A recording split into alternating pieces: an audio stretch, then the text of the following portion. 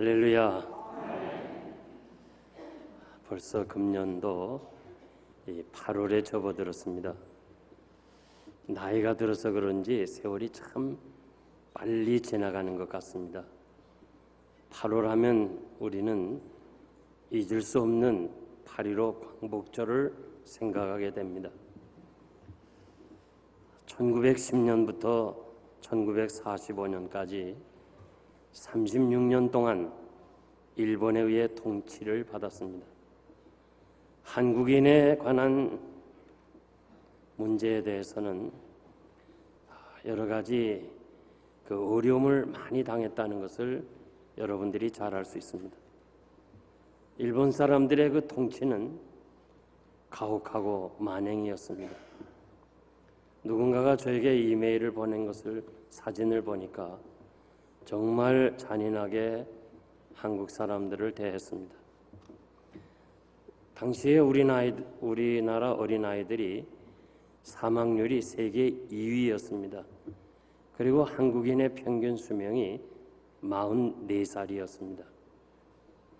당시에 가난하고 힘든데 일본이 착취해 가니까 생활이 얼마나 힘들었는지 모릅니다.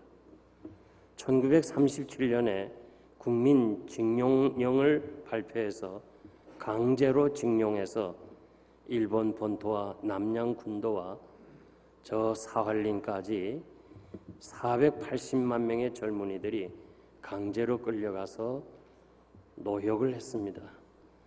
제가 사할린 망량의 동산에 가서 그 글을 읽어보았습니다.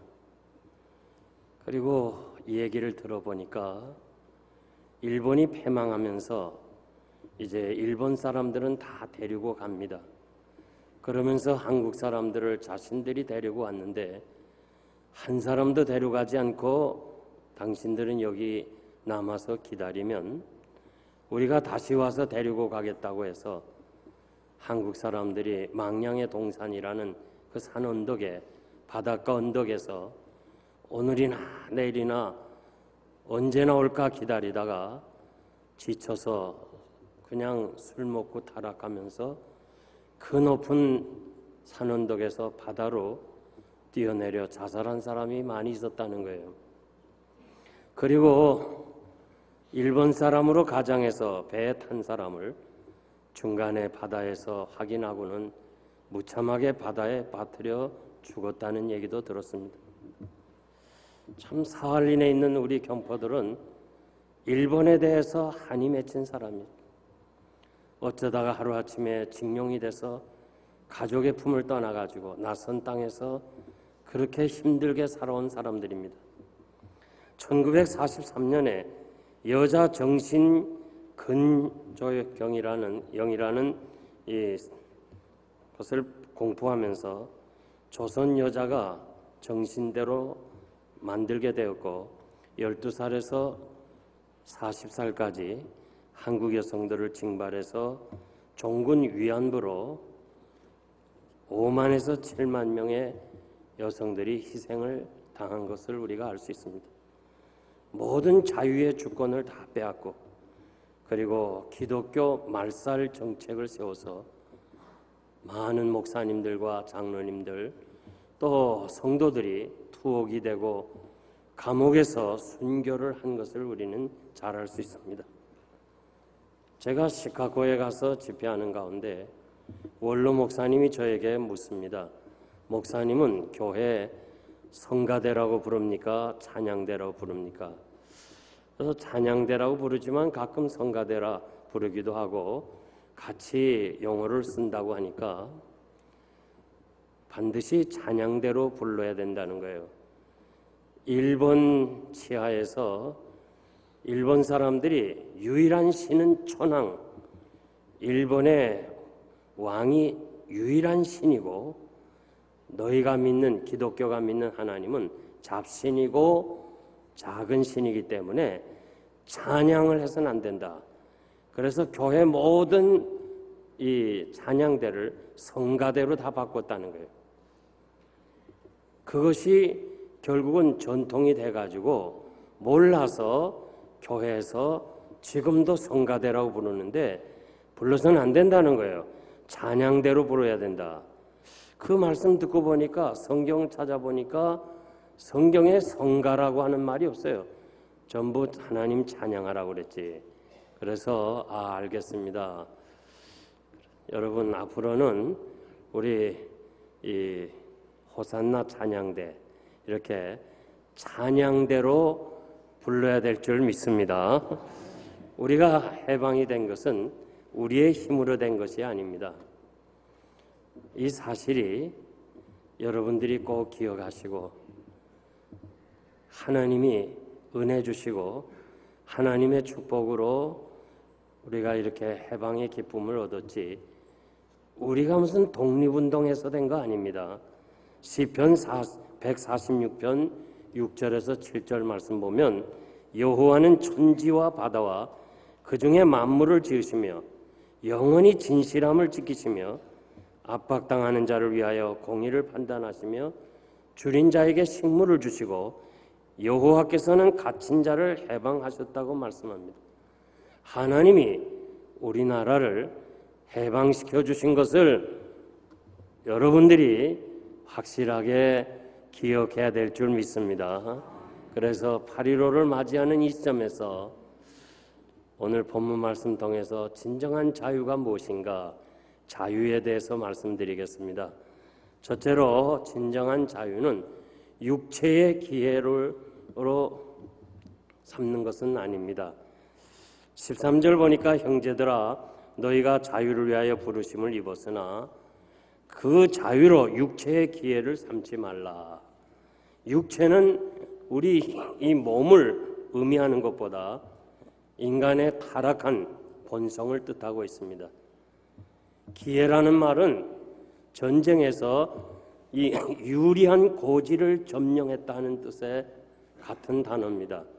그래서 우리가 전쟁을 할 때 유리한 고지를 점령한 것이 우위가 되는 것처럼 세상에 살면서 쾌락이라든지 이 방탕이라든지 이것이 우리 삶의 우선이 되어서는 안 된다는 겁니다.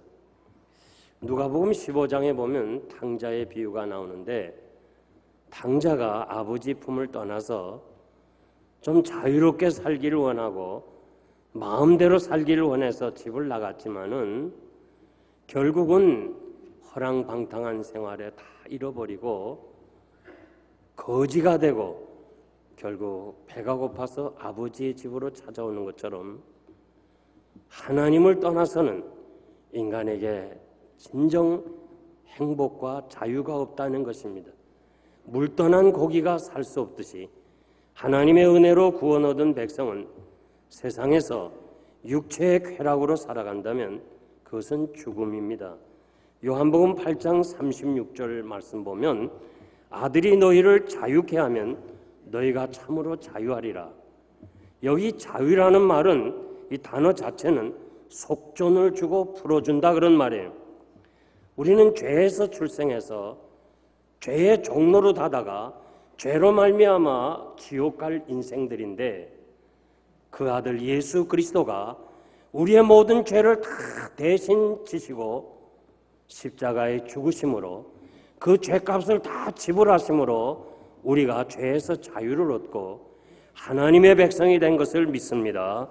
이 사실이 믿어진다면 어떻게 우리가 이 몸 가지고 방탕하면서 살 수가 있겠습니까? 은혜로 주신 자유를 육체의 기회로 삼지 말라고 경고하고 있습니다. 에베소서 4장 19절 말씀 보면 저희가 감각 없는 자 되어 자신을 방탕에 방임하여 모든 더러운 것을 욕심으로 행한다. 이 자기 자신의 욕심을 위해서 사는 것, 이것을 방탕이라고 이렇게 말씀하고 있습니다.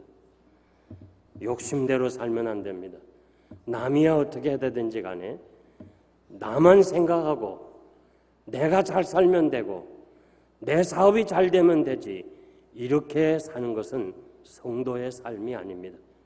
진정한 자유를 얻은 하나님의 자녀의 삶이 아닌 것입니다. 여러분들이 살면서 집이 좁아지고 집이 이렇게 여러 가지 지저분하게 느껴질 때가 있는데 사실은 집이 좁은 것이 아니고 여러분들이 물건을 많이 쌓아두었기 때문에 그래요. 사용도 안 하면서 남 주잔이 아깝고 그래서 쌓아두니까 집이 좁아지게 되는 거예요. 그리고 집이 지저분하게 되는 거예요. 제가 한국에 가서 들어보니 택시기사들이 참으로 가장 현실을 잘 파악하고 있는 사람인데 요즘은 IMF 시대보다 더 어렵다는 거예요. 한 달 택시 운전해서 회사에 지불할 돈도 못 감당한다는 거예요. 너무너무 힘들다는 거예요. 그러면서 하는 말이 대기업이 골목 가게까지 다 점령해가지고 소상인들은 살아갈 수가 없다는 거예요.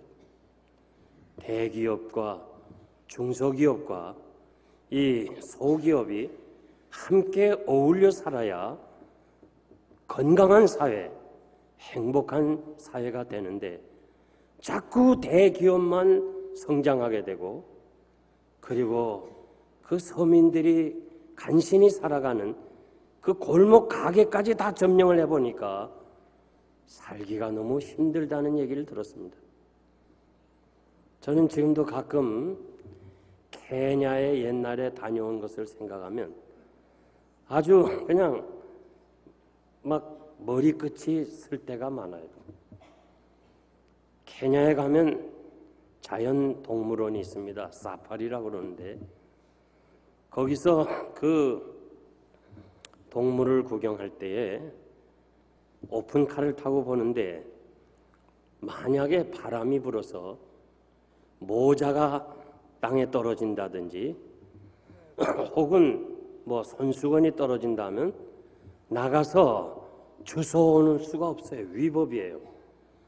눈에 사자가 보이지 않지만은 자동차 밖으로 내려서는 안 돼요. 그런데 저희들이 이 비가 오는 바람에 땅이 진탕이 돼가지고 자동차가 그냥 진탕에 빠졌어요. 그래서 밖에 나가서 막 밀면서도 혹시나 사자가 올까봐 두리번거리면서 밀어야 되고 그리고 선교사가 어떻게 운전해갖고 그 바퀴가 빠진 게 빠져나왔어요. 그럼 멈춰 있으면 안 돼요. 다시 빠지니까. 그래서 샥 가버리는 거예요. 아이고, 밖에 나가기만 해도 위법이고 생명의 보장을 못 하는데 이게 그냥 한 20-30분을 걸어야 된다 생각할 때 여러분 참 듣기는 쉽지만 전 막 소름이 끼쳐요. 얼마나 마음이 조바조바하시는지 몰라요. 그러면서도 사자는 아침 식사가 끝나면 배가 부르면 옆에 있는 짐승도 건드리지 않는다. 이런 얘기를 많이 들어서 조금 안심은 됐댔어요. 왜냐하면 그 시간은 사자가 아침 식사를 마친 시간이기 때문에 그래요. 동물의 세계에 보면요, 강한 짐승들, 이 고양이과에 속한 사자나 호랑이가 잔인하게 이 약한 동물을 잡아먹어요. 잡아먹는데 아직도 이 초식 동물이 강한 동물보다 많아요. 그렇게 잡아먹는 많은 이유가 뭐예요? 강한 동물은 식사 때만 먹고 살기 위해서만 사냥하지 쌓아두기 위해서 사냥 안 해요. 만약 동물이 우리처럼 쌓아두기 위해서 사냥한다면 살아남을 초식동물이 없어요. 그저 그날 벌어 그날 먹어요. 일용할 양식에 감사한 거예요. 아침 먹으면 그것으로 사자는 만족해요. 유일하게 동물인 사람만이 일용할 양식에 만족이 없는 거예요. 여러분들이 일용할 양식에 감사한다면 항상 우리는 행복하고 그리고 진정한 자유와 기쁨을 누릴 줄 믿습니다. 에베소서 5장 18절 말씀 보면 술 취하지 말라. 이는 방탕한 것이니 오직 성령의 충만을 받으라. 술 취하는 것은 술의 지배함을 말씀하고 있습니다. 술의 주성분은 알코올인데 알코올이 우리 위 속에 들어가면 바로 혈관으로 들어가게 되고 뇌신경에 영향을 주어 판단력을 상실하게 합니다. 그래서 술을 마신 사람은 실수 잘하고 판단이 흐려지는 것입니다. 오늘도 미국에서 교통사고의 50%가 술 때문이라고 그렇게 이야기하고 있습니다. 마태복음 24장은 주님이 마지막 때를 경고하면서 마지막 때는 지구의 종말은 이러하리라고 얘기하면서 49절에 보니까 술 친구와 더불어 먹고 마시면 생각지 않는 날에 알지 못하는 시간에 주인이 와서 때리면서 이 참으로 외식하는 자의 율에 처하겠다고 거기서 슬피 울며 이를 갈미 있으리라고 말씀합니다. 지금 한국은 술에 쩌든 나라가 되어가고 있습니다. 음주한 사람이 국민의 70%래요. 술 마시는 것이 한국의 무슨 문화가 돼요.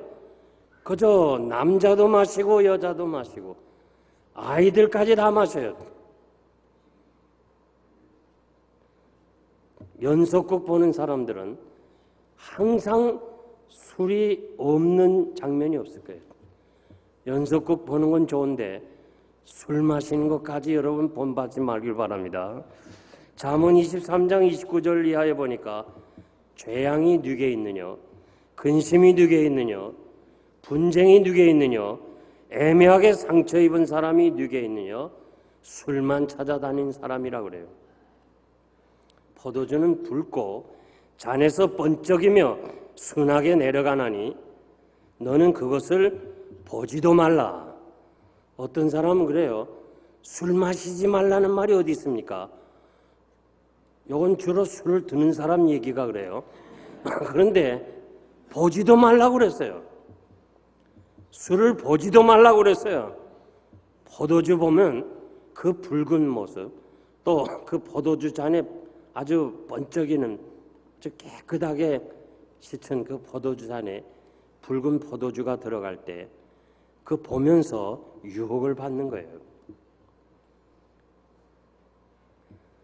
제가 한국에 가서 젊은 목사님과 대화하는 가운데 자기가 피곤하면 포도주 한 잔씩 마신대요. 그게 어떻게 목사님이 마시게 되냐 하니까 큰 교회 목사님도 마시는데 그분이 글을 썼다는 거예요. 자기는 비행기 안에서 피곤할 때 포도주 공짜니까 이렇게 마신다고. 그래서 내가 이 사람아, 그 사람이 하나님이야? 그 사람이 당신의 지도자야? 신앙을 잘 지켜라. 내 신앙 내가 지켜야 돼.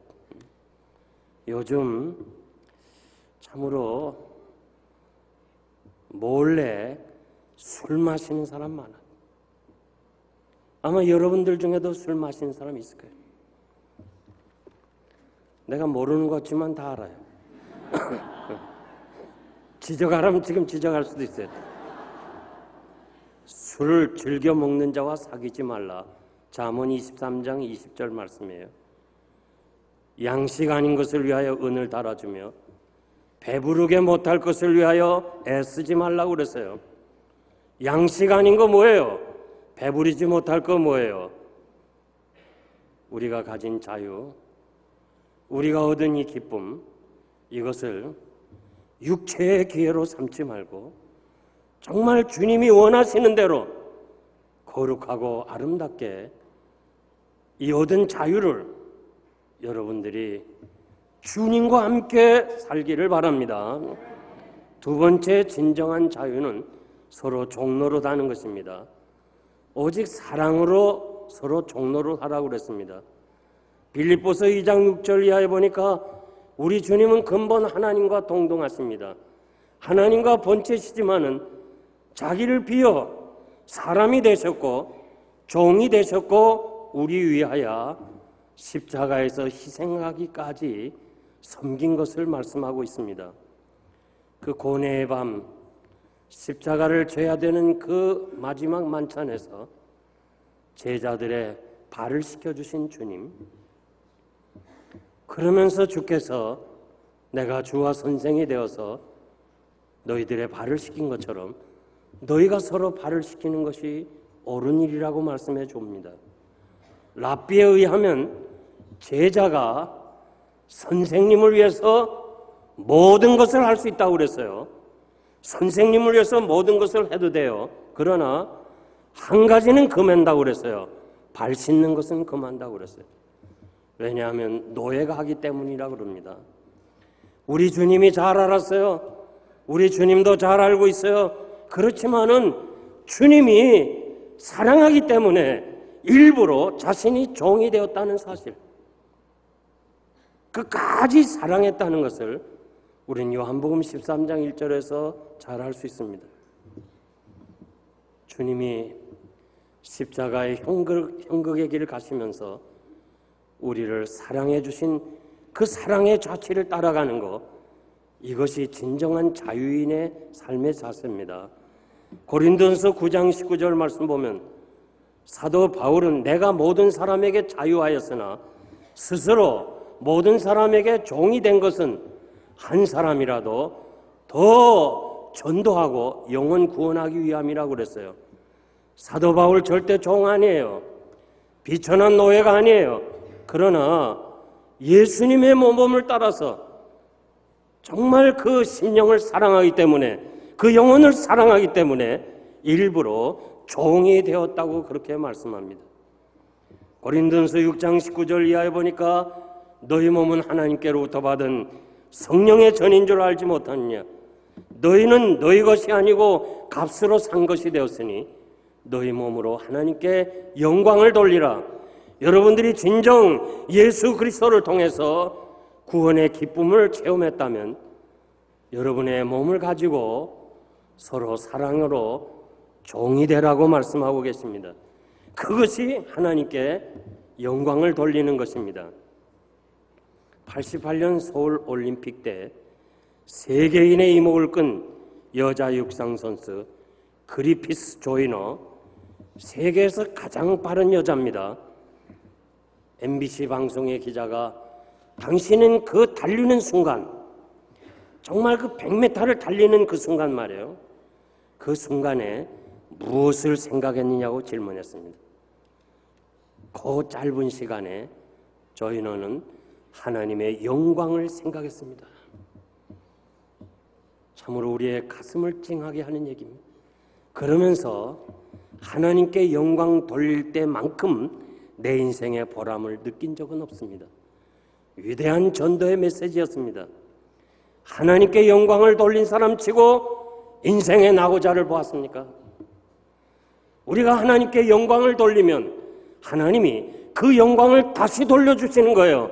다시 돌려주실 때는 그냥 돌려주는 게 아니라 넘치도록 하나님께서 채워주실 줄 믿습니다. 하나님께 영광을 돌리며 사는 것이 삶의 목적입니다. 인생의 삶의 목적이 무엇이냐? 왜 살아야 되느냐? 칼빈은 이렇게 말했어요. 하나님의 영광을 위해서 살아야 된다. 장로교 신자는 왜 살아야 되느냐? 여러분은 지금 장로교 신자예요. 왜 장로교 신자가 되었는가? 우리는 어떻게 살아야 되는가? 삶의 목적이 하나님의 영광을 위해서 살아야 된다고 그랬습니다. 마태복음 20장 28절 말씀 보면 인자가 온 것은 섬김을 위해서 오셨고 자기 목숨을 대속물로 주려 하심이라고 그랬습니다. 사랑하는 성도 여러분, 여러분이 예수님이 이 땅에 오신 목적이 섬김이고 사랑으로 사람의 종이 되신 것을 여러분들이 확실히 믿는다면 이제 우리의 삶의 자세가 어때야 될까? 사랑하는 성도 여러분, 예수 그리스도가 나의 죄를 대속하기 위해서 십자가에 죽으신 것만 믿어서는 안 돼요. 예수 그리스도가 나의 구주라고만 고백해서도 안 돼요. 나는 예수 그리스도의 지체가 된 것을 믿어야 돼. 참으로 그분이 친히 종이 되어서 사랑으로 그 영혼을 사랑하기 위해서 종의 자리로 내려간 것처럼 우리 자신이 종의 자리로 내려갈 때, 주와 함께 우리가 종의 자리로 내려갈 때 사랑하기 때문에 내려가는 거예요. 거기에 진정한 자유와 평화가 있는 거예요. 왜 가정에 불화가 있어요? 왜 부부가 다툼이 있어요? 왜 교회가 어려움이 있어요? 왜 우리가 살고 있는 현실이 이렇게 암담해요? 종의 자리로 내려가지 않기 때문에 그래요. 전부 주인의 자리에 올라가면 안 돼요. 우리 모두는 다 주님이 종이 되신 것처럼 억지로 종이 아니에요. 돈을 받고 종이 되는 거 아니에요. 사랑하기 때문에 주님이 사랑 받을 수 없는 나를 위해서 진정으로 종의 길을 가셨다면 우리도 주를 사랑하는 마음으로 주와 함께 종의 자리로 내려가는 것, 이것이 진정한 자유인인 줄 믿습니다. 마지막 세 번째, 진정한 자유는 사랑으로 행하는 거예요. 14절에서 15절 보니까 온 율법은 내 이웃 사랑하기를 내 몸같이 하라 하신 말씀에 이루었나니 만일 우리가 서로 물고 먹으면 피차 멸망할까 조심하라. 내 이웃 사랑하기를 내 몸같이 하라. 이 하신 말씀에 율법이 다 포함됐다고 그랬어요. 로마서 13장 8절 보니까 피차 사랑의 빛 외에는 아무에게든지 아무 빛도 지지 말라.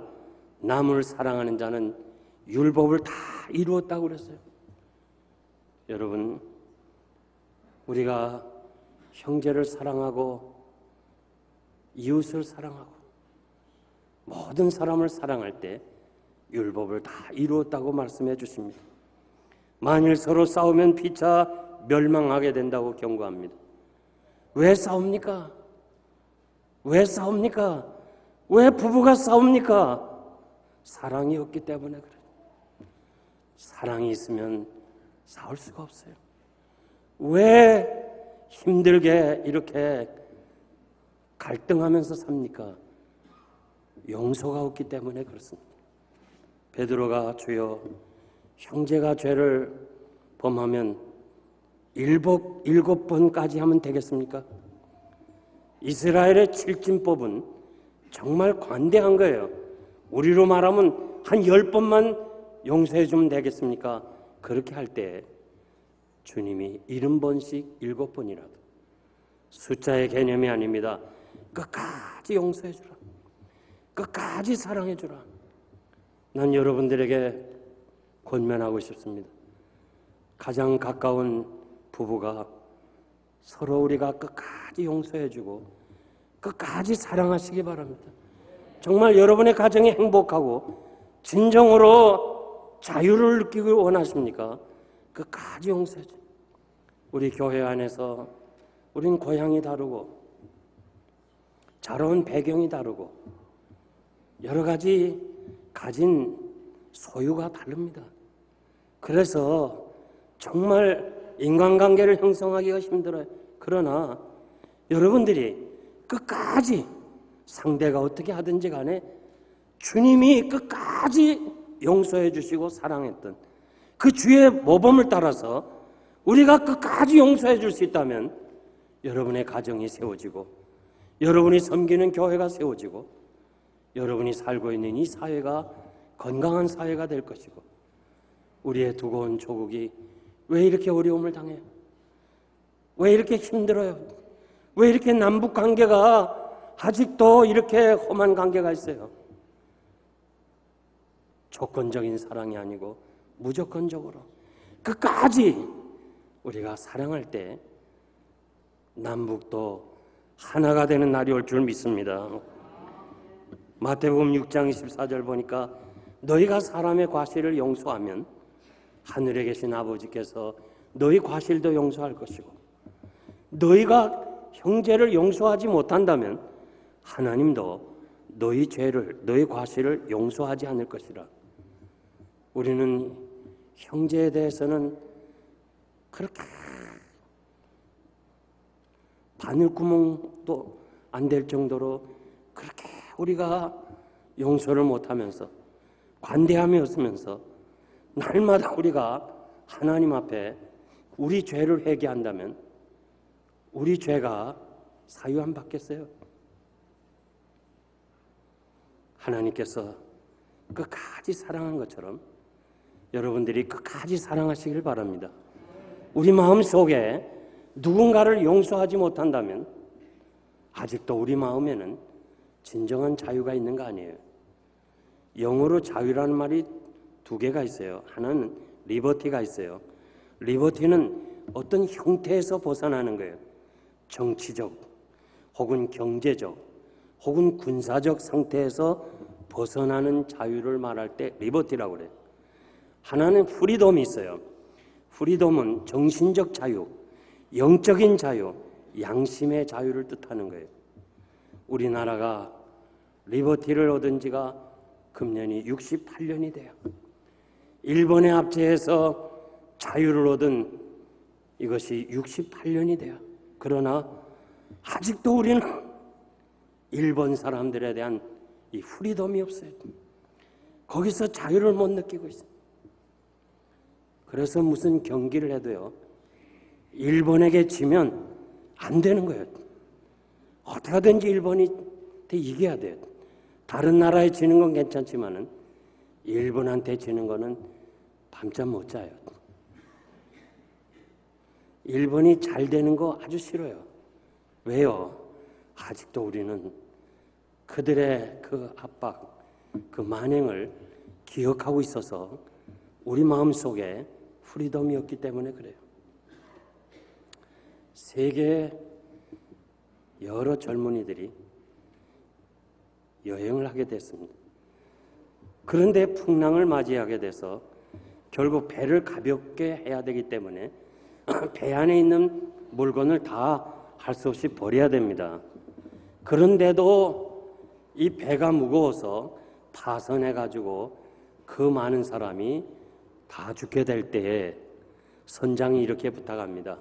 여러분, 배가 무거우니까 세 사람만 신사도를 발휘해서 세 사람만 좀 자원해서 바다에서 희생하면 이 사람들이 다 살겠습니다. 그 얘기를 들을 때 영국 청년이 그 신사도를 발견해갖고 이 발휘해서 바다에 멋지게 신사답게 빠졌어요.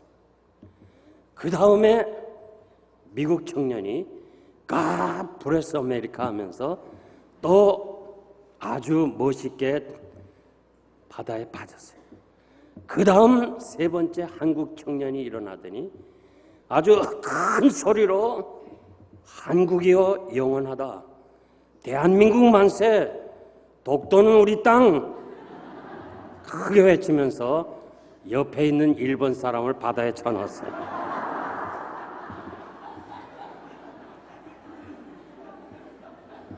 저는 이 글을 읽으면서요, 우스개 같지만 참 우리가 아직도 깨달아야 될 이야기가 있다고 생각합니다. 우리 민족에 프리덤이 없어요. 저는 지난주에 헝가리에 가서 헝가리의 그 민족 역사를 들었어요. 36년이 아니에요. 150년간 두 번이나 외세의 침입을 받았어요. 3분의 2 땅이 다 이웃에게 빼앗겼어요. 1차 대전, 2차 대전을 거치면서 3분의 2의 땅이 다 외국에 빼앗겼어요. 남자는 거의 없어요. 여자들만 남았다니. 그런데 저들은 헝가리의 민족성과 언어를 잃지 않았다는 거예요. 왜? 여자들이 아이를 낳아서 헝가리를 지켰다는 거예요. 참 그 얘기 들으면서요. 그러면서 그 선교사님이 헝가리에 15년 있는데 한 번도 이웃 사람이 싸우거나 이웃의 그 자기들을 이렇게 핍박하고 통치했던 나라를 미워하는 얘기를 못 들었다는 거예요. 그러면서 헝가리 백성은 위대하다고 우리들에게 얘기를 해주고 있어요. 여러분, 우리의 선진들은 3.1운동을 비롯해서 성도들, 앞서간 성도들은 리버티를 위해서 기도했어요. 정말 눈물로 기도했어요. 하나님이 그 기도를 들어주셔서 68년 전에 해방의 기쁨을 줬어요. 리버티를 갖게 했어요. 그런데 아직도 우리에게는 프리덤이 없어요. 우리가 68주년을 맞이하면서 기도할 제목이 뭐예요? 주여, 우리나라에 진정한 프리덤을 주시옵소서. 정말 이웃을 사랑할 수 있는 마음, 서로 민족을 사랑할 수 있는 마음, 동포를 사랑할 수 있는 마음을 달라고 우리가 기도해야 될 줄 믿습니다. 사랑으로 섬길 수 있는 자유, 싸우지 말고 남북이 화해될 수 있는 자유, 진정으로 사랑 안에 자유가 있고 사랑 안에 평화가 있고 사랑 안에 행복이 있다는 사실을 기억하고, 작게는 우리 가정에서부터 이 사랑의 아름다운 공동체가 되고, 여러분이 섬기는 영생교회가 사랑의 공동체가 돼서 힘들고 어려운 이 광야 생활에서 이 제단에 들어오는 자마다 모두 사랑에 함께 녹아지는 사랑의 용광로가 되기를 바랍니다. 이제 제가 말씀을 맺겠습니다. 에이브러함 링컨이 노예 해방을 위해서, 그는 남북 전쟁을 할 때 전쟁은 길어지고 여러 가지 앞이 보이지 아니할 때 내각의 장관들이 서로 뜻을 모아서 에이브러함을 찾아옵니다. 더 이상 노예 해방은 안 됩니다. 이거는 끝없는 전쟁입니다. 만약에 각하가 계속 전쟁을 이어간다면 우리 모두는 다 사태입니다. 이 엄청난 사건 앞에 에이브러함 링컨은 이렇게 대답을 합니다. 하루만 시간을 주세요. 그는 백악관 기도실에서 밤새도록 기도합니다. 하나님, 나를 도와주세요. 내가 하는 일이 이것이 진정 하나님의 뜻입니까? 밤새도록 기도한 가운데 응답을 받았어요. 아침 일찍 내각 회의를 엽니다. 장관들을 모읍니다. 그러면서 뭐라고 얘기합니까? 자유와 노예는 공존할 수가 없습니다. 자유와 노예가 함께 살 수가 없다는 거예요. 이 미국이 자유스러운 백인과 노예를 하는 흑인과 함께 공존할 수 있는 나라가 아니라는 거예요. 대단히 유명한 얘기를 했습니다. 여러분, 결국 그는 노예 해방을 하고 위대한 대통령으로 지금까지 기억되고 있습니다. 이스라엘 백성들이 출애굽을 했습니다. 리버티를 가졌습니다. 그러나 저들에게는 프리덤이 없었어요. 광야 생활하면서 그저 문제만 생기면 애굽으로 돌아가려고 했어요. 애굽으로 돌아가자는 거예요. 애굽에 살기가 더 좋았다는 거예요. 광야에서 원망하면서 결국 광야에서 하나님이 주신 그 리버티를, 진정한 자유를 누리지 못해서 광야에서 저들은 다 죽고 말았습니다. 광야 같은 세상에 우리가 살고 있습니다. 우리들이 지금 미국에 살고 있습니다. 자유가 있습니까? 손목이 쇠사슬에 묶여 있다는 거 아니에요? 마음대로 여러분 갈 수 있어요. 마음대로 먹고 마실 수 있어요. 그러나 아직도 우리 마음속에 하나님 대신하여 돈이 우리를 지배한다면, 돈이면 무엇이든지 하고 돈이라면 어디든지 간다고 하는 돈이 우리를 지배한다면, 그리고 그냥 정권만 바뀌면 감옥에 가는 그 명예를 따라서 얼마나 많은 사람이 줄을 서면서 그 명예를 찾아 나서는 그런 명예가 우리를 지배한다면, 그리고 24시간이 모자라서 쾌락으로 살고 있다면 여러분은 진정한 자유를 누리지 못하고 있는 거예요. 자유와 노예는 공존할 수가 없어요. 여러분 마음속에 이 자유와 노예가, 정말 돈과 명예와 쾌락이란 이 노예가 우리 마음속에 같이 공존할 수가 없다는 거예요. 진정한 자유, 참다운 자유는 예수 그리스도 안에 있습니다. 진리가 너희를 자유케 하리니, 진리만이 여러분을 자유케 한다는 사실을 기억하고 진정한 리버티와 프리덤을 가지고 있는 하나님의 사람들이 되시기를 바랍니다.